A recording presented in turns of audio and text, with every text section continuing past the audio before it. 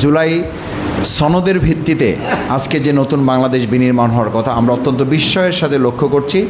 সেই জুলাই সনদকে বর্তমান সরকার, বাংলাদেশ জাতীয়তাবাদী দল বিএনপি এটাকে খুবই কৌশলে, শুধু অস্বীকার না, এটাকে একরকম আমাদেরকে ভুলিয়ে দেওয়ার চেষ্টা করতেছেন। আমরা একদিকে দেখছি যে তারা শহীদ পরিবারের হাতে কিছু নগদ অর্থ তুলে দেওয়ার চেষ্টা করছেন। আমি খবর নিয়ে যতটুকু জেনেছি তারা 4,000 করে টাকা দিয়েছেন। 4,000 টাকা একটা শহীদ পরিবারের কাছে দেওয়া এটা যেমন গুরুত্বপূর্ণ, আর এই শহীদ পরিবারের স্বপ্ন ছিল একটা সংস্কারের বাংলাদেশ তৈরি করা।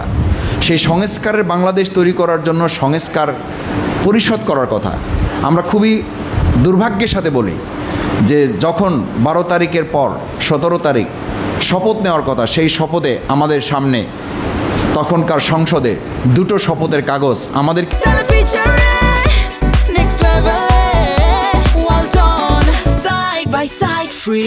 স্বামীকে দেওয়া হয়েছে এবং অন্য এমপি যারা দল থেকে হয়েছেন তাদেরকে দেওয়া হয়েছে।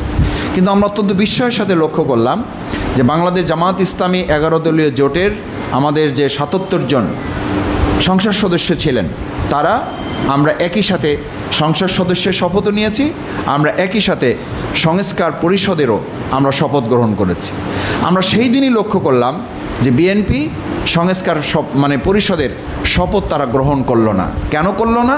তারা বলল এটা না আইন না অধ্যাদেশ, এবং গণভোটের মতো জায়গায় যেখানে 5 কোটি মানুষ গণভোটে হাকে জয়যুক্ত করে একটা সংস্কারে বাংলাদেশ বিনির্মাণ করতে চেয়েছে, সেই বিষয়ে তারা এখন পর্যন্ত সংসদে আলোচনা করার মতো সময় নাকি তাদের হাতে নাই। এটা অত্যন্ত দুর্ভাগ্যের, এটা অত্যন্ত উদ্বেগের ব্যাপার, এটা লজ্জার ব্যাপার। এবং আমি মনে করি 4,000 টাকা দিয়ে আপনারা শহীদদেরকে কিনে নেওয়ার চেষ্টা করতেছেন, বিপরীত দিকে আপনারা তাদের স্বপ্নটাকে ধূলিসাৎ করে ফেলতেছেন। তাদের চিন্তা দৃষ্টিভঙ্গিটাকে আপনারা শেষ করে ফেলতেছেন।